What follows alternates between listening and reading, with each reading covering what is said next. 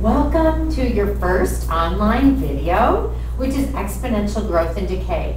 I try to make these as short as I can, but sometimes it's kind of hard because I'm explaining. But this gives you the opportunity to stop and go as you please. Sometimes I rush through things.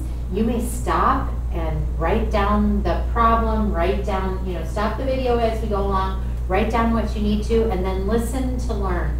Just like you would do any kind of video where you're trying to learn something. That's really my goal with these, is that you will watch the video and you will learn the material. You will come up with questions that you can bring in the next day, and you will come in with enough information to be able to start doing problems in class and get a lot of your homework done in class. So a lot of this material you've seen before in this particular lesson. This is the one thing I don't have you cover over the summer. Your test on Friday is on everything that we did in the summer, plus this video, so exponential growth and decay. Now, on this slide right here, I say that this is how your book writes. Whoops. This is how your book writes exponential functions, but you may have in Algebra 1 or 2 seen growth and decay written like these two. R is a percent written in decimals, so it's somewhere between 0 and 1. And actually the A number, which is like 1 minus R or 1 plus R, is greater than 0 and not equal to 1. So between 0 and 1. All right, next, let's start with a growth example. And here we've listed what all the different letters stand for. T is for time, R is for rate as a decimal, A is the initial amount, Y is the final amount. Afghanistan's growth rate is 4.8%. The population of this country is 29 million, etc., etc. How long will it take for the population to double? When reading this problem, you always want to say, hey, what am I looking for? Well, I'm looking for how long. That's T. Time is how long. This number right here is R, but we remember we want it in decimals. 4.8% means 4.8 over 100. So you move your decimal place over to the left to get the decimal. This country is, or this number of population is A, the initial amount. So we have ART. How long will it take for the population to double? Okay, this means that we want the final amount to be 2 times the initial amount. We don't really care what the initial amount is, and we don't care what the final amount is. We just care that they're double from each other. So in doing these types of problems, I can use these two numbers for Y and for A. Even though we know this number, you don't have to double it to get Y if you don't want to. Okay, so the final amount is 2 times the initial amount. So we're going to use our equation up here and put 2 is the final amount, 1 is the initial amount, 1 plus 0.048, this is a growth equation, to the T. All right, so we're going to have to use some logarithms and exponentiating in these problems. Okay, so now it's a basic problem of doing math. 2 equals 1.048 to the T power.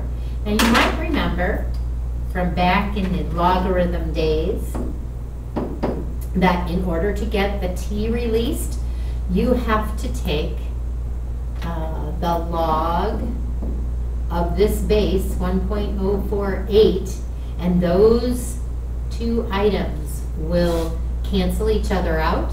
And if I take the log of one side of the equation, I have to take the log base 1.048 of the other side of the equation. That is how we get rid of the log exponent. And just basically, these cancel each other out. Logs and exponents cancel each other out. And T equals this number. This would be a great time to stop, write this down, and process it. You don't have to go as fast as I'm going. We also have an awesomely good calculator that we can put this into using the special keys. And when you do that, you get 14.78 years.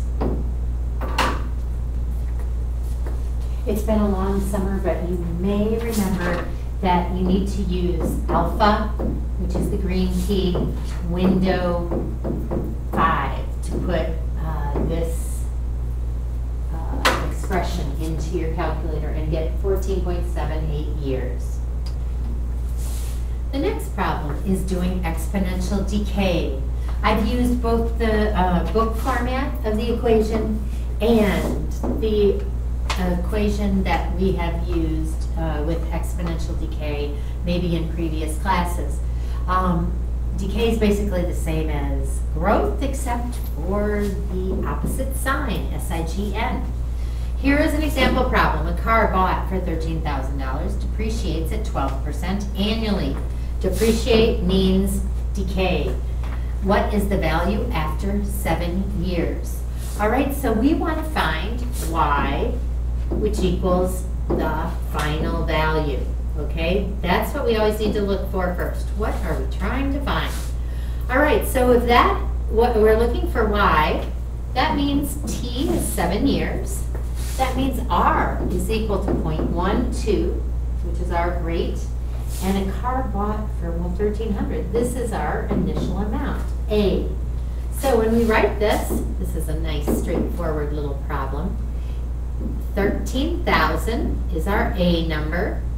We're depreciating at 1 minus 0.12 raised to the 7 years. Now we can just put that in our calculator and press go. This is not an issue for us. That means when it depreciates in 7 years, it will be worth, this is the bummer about cars when you buy them. If you buy a new car, it immediately depreciates when you drive off the lot. It's a bummer. It's worth less, a lot less.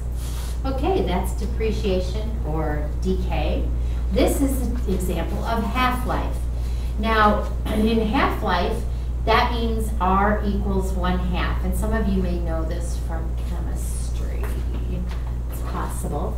A radioactive substance takes 40 days to half itself. If there are 10 grams to start, how long until only 1 gram remains? Okay, so this, t to the 1/2. All right, so this problem we are going to look at in a different way. This is basically a special formula for the half-life substances. So we have 40 days to take the half-life. So that means that t 1/2 is equal to 40 in this problem. How long until only 1 gram remains? All right, so we want to figure out what is the t. By the way, this is a subscript, t to the 1/2. That's supposed to be t divided by t to the 1/2. If there are 10 grams to start, that means A. How long until only 1 gram remains? That is our y value or our final amount. So let's plug in these numbers. 1 equals 10. 10 grams to start. All right, and this is halving itself. And we have t divided by 40. So this is another algebra problem we need to solve using logarithms. So over here we have 1/10 because we divide both sides by 10. And that equals 1/2 t to the 40th. All right, so what we need to do now is take the log base 1/2 of both sides of this equation. So log base 1/2 of 1/10 equals log base 1/2 of 1/2 t to the 40th. All right, again, these two cancel each other out. Logarithms and exponents are opposite inverse operations. So this log 1/2, 1/10, we can actually put into our calculator, and in order to finally solve this, we'll multiply both sides by 40. So these cancel out, which gives us our time, and our time will be equal to 132.88 days. One thing in calculus, and I don't have this written down the right way, but you should get 3 decimal places in every problem all the time.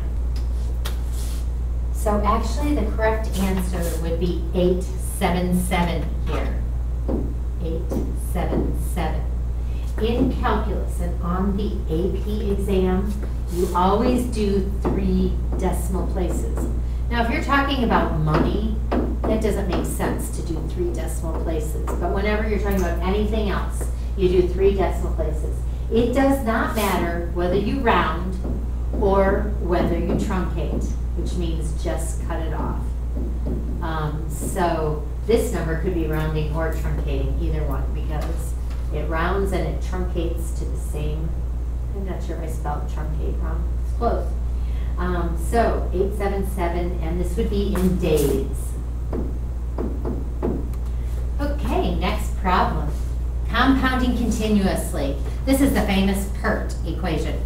P is the initial amount, PT is the final amount. So this is always used when you're compounding continuously in a bank. You deposit $5,000 in a bank. So that's your P initial, PO is the initial account. Compounds continuously at 4%, so R equals 0.04. Now, how much money will you have after 6 years? That's time.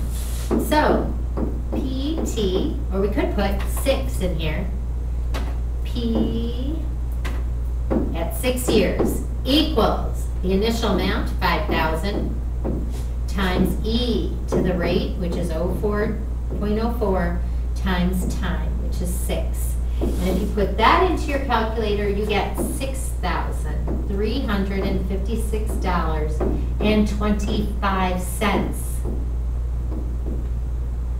That is your answer after 6 years, compounding at 4%. All right, this brings us to an end of our decay and growth problems. This is what your assignment will be if you want to get a head start on it. And this is always published on our marking period calendar. All your assignments are on there, so you don't have to wait for me to tell you what the assignment is. You can know it every day of every single lesson. All right, welcome to calculus. It's going to be a great year.